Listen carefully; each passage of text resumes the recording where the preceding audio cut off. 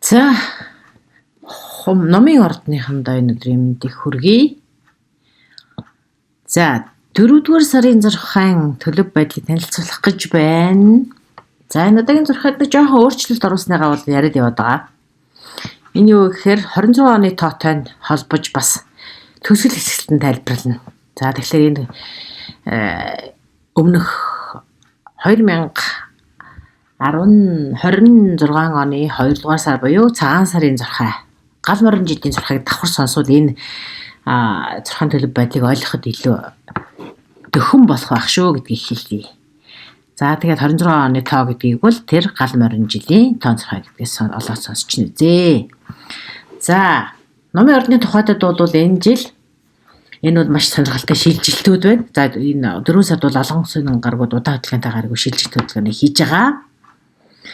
За 4 сарын 2-нд бол тэргэл сар гарсан өчигдөр уржигдэр тийм ээ. За тэргэл сар бол таны 11-р гэрт гарсан байна. За 11-р гэр гэхээр бол найз нөхөд үзэсгэлэг, уулзалт, концерт, хурим, онлайн бүлгүүд энтэй холбоотой үйл явдлууд танд өрнөхнэ. За зарим нь баг хамт олныг бүрдүүлэх, өнгөрсөн хугацааны ажлын үр дүнгээ үзэх, өргөмжлөл, урамшуулал, батламж авах, ирээдүйнхаа төлөвлөгөө одоо тэр 11-р гэртэй холбоотой төлөвлөгөөнүүдэд маш таатай өөрчлөлтүүд явах юм байна гэж. Ингэж астрологчид үзжээ. За 5-ны хоор 5 хүртэл бол зарим нэгэн хүмүүс бол одоо найз бүсгүй найз залуутайгаа уулзах, сайн найзаасаа сайн мэдээ сонсох, шин хүнтэй танилцах энэ гэсэн иймэрхүү үйл явдлууд 4 сарын 2-ны шин сар гарснаас хойш дараагийн 15 хоногт нь үргэлжлэнэ гэж ингэж ойлгож байна. За 4 сарын 10-нд болохоор ангараг гараг тавны 5 дугаар гэрт орж байгаа юм байна. За ангараг гэдэг бол 5 сарын дунд үе хүртэл таны 5 дугаар гэрт барилах нэ. За энэ бол маш идэвхтэй энерги хэрч хүч өргөжсөн ийм үеүүдийг хэлж байгаа юм. За ангараг гараг гэдэг бол дандаа идэвхтэй, урам зоригтой, урагшлах.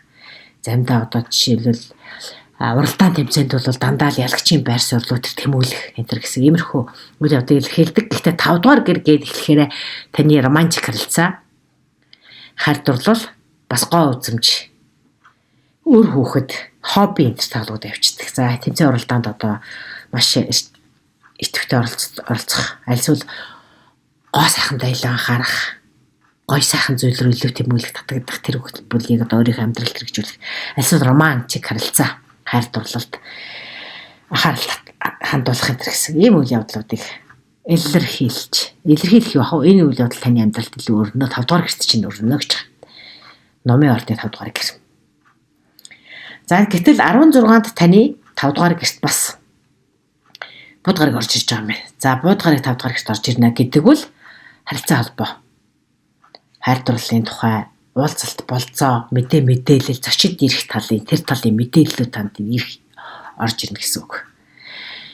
Бууд гараг бол хөтөлбөрөөр зогсоочсон одоо урагшилж байгаа учраас 5 дугаар гэртэй холбоотой мэдээлэлүүд маш хурдан өрнөн гэсэн үг. За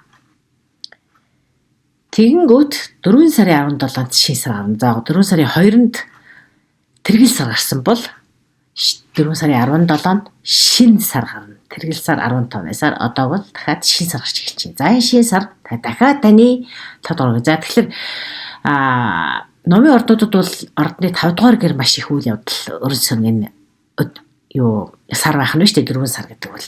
За тэгэхээр өөрөөр хэлбэл таны 5 дугаар гэрт Тэнгэрийн 6-7 архис цуглуулчихсан байна гэсэн үг. Тэгэхээр 5 дугаар гэрийн үйл явдлууд маш онцгой, маш эрчимтэй, маш үйл явдлаар ариун баялаг байна гэдэг ингээ ойлгочих болох нэ. За нар сар энэ бас таны 5 дугаар гэрт өрнөж байна. Тэгэхээр таашаал, цэнгэл идэх, ордог, баяр баясгалан, хайр дурлал, хобби энэ бүхэнтэй холбоотой ямар нэгэн шин саргаг үйл явдал, шин мэдээлэл энэ бүх үйл явдлууд танд 4 сард өрнөнө гэсэн үг.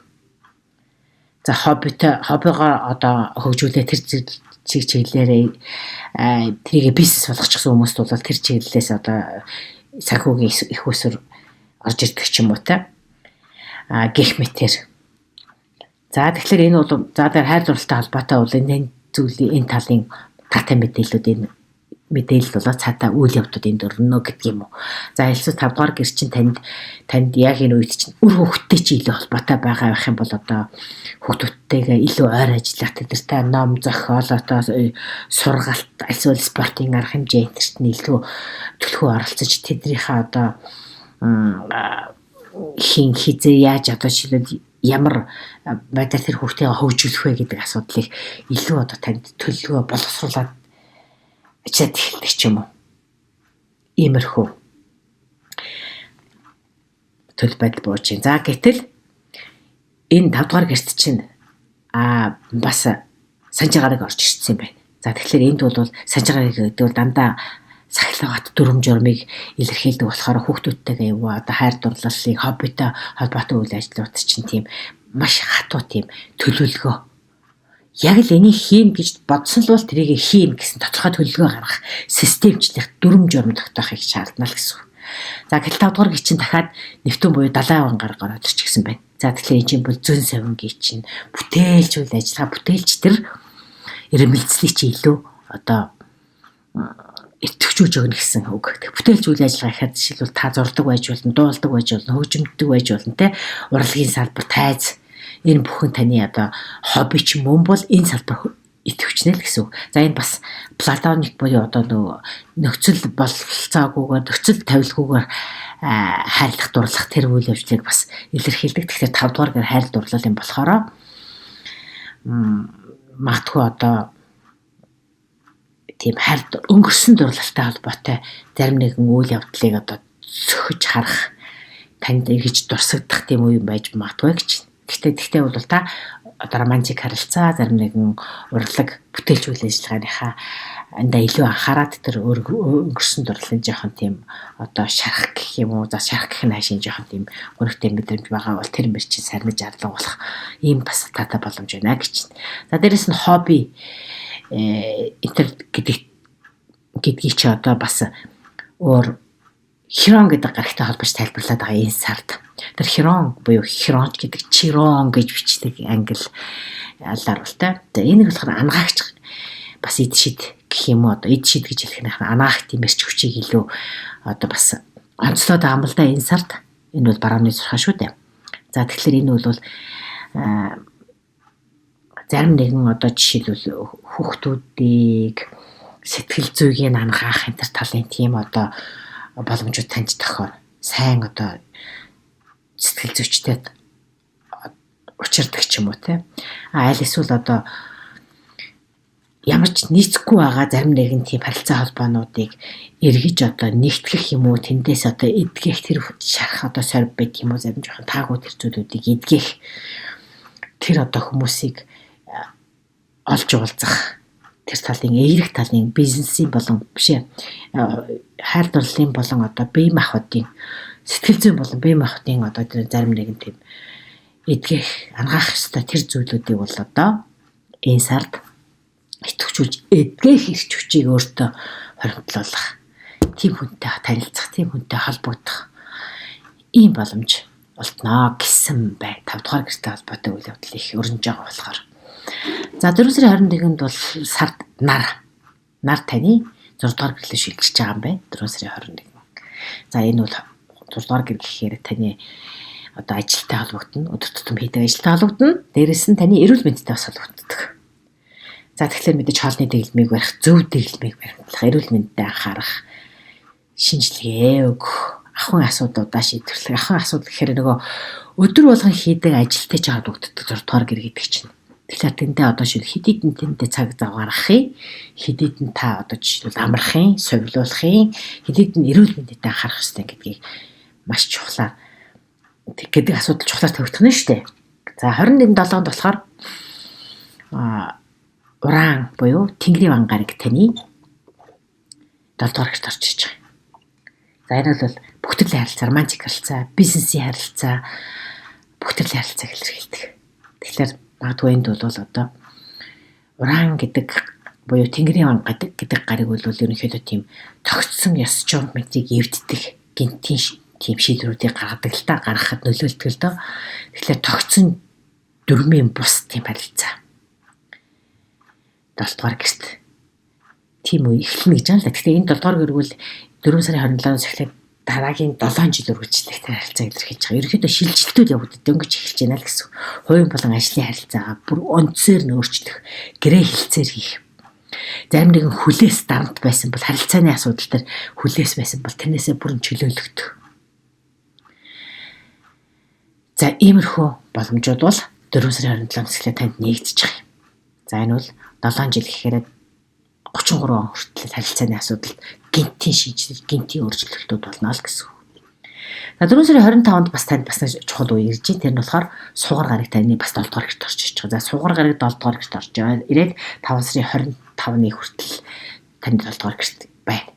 Тэгэхээр энэ дахиад нөгөө бизнесийн болон гэр бүлийн романтик харилцаануудад нөлөөлнө гэсэн үг. Магадгүй энэ бизнесийн харилцаанд жишээл сугар гараг чинь нөлөөлнө гэх юм бол гэрээ хэлцээрээ шинжлэх, баримтад гарын үсэг зурх, тохиролцох энтерт илүү хялбархан болно гэж байна.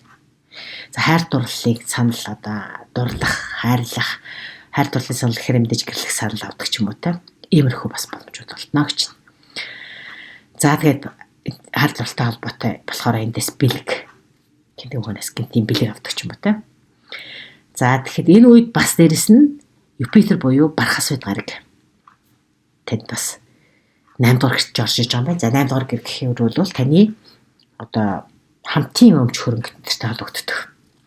Тэгэхээр банкны зээл, хөрөнгө оруулалт, альсвал одоо тэтгэлэг, тэтгэмж иймэрхүү зүйлүүд бас танд мөнгө болж харж санхүүгийн одоо боломжуулж харж ирэх боломж магадгүй гэсэн байна. За энэ хүрээд гарах хэсгийн төлөв байдал танд 4 сард яаж нөлөөлөх вэ гэдгийг ингээд энэ хүрээд өндөрлчий. Дараагийн хэсэг бол мэдээж түрүүний хэлсэн тоон зурхай. За энэ үед хамт сонссон хүмүүс байгаа. Хамт сонссон бол одоо дахиад сануулъя. Тоон зурхайн энэ хэсгийг ойлгохын тулд та гал морин жилийн тоон зурхай гэдгийг ороод сонсчаараа тэгэхээр та 26 оны тоо танд хэдвэ гэдгийг чинь та тэндээс олоод мэдчихнэ. За ингээд үргэлжлүүлээ 26 оны тоо чинь таних 1, 5, 8 байх юм бол санхүүгийн шинэ боломжууд болтно гэж. Хувийн тоо чинь 1, 5, 8.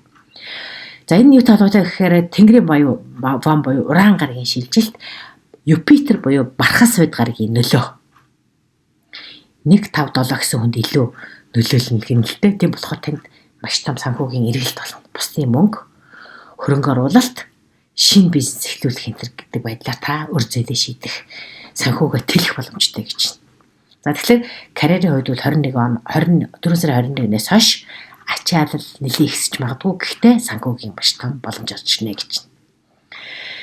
За дараагийн тоо бол 2, 4, 6.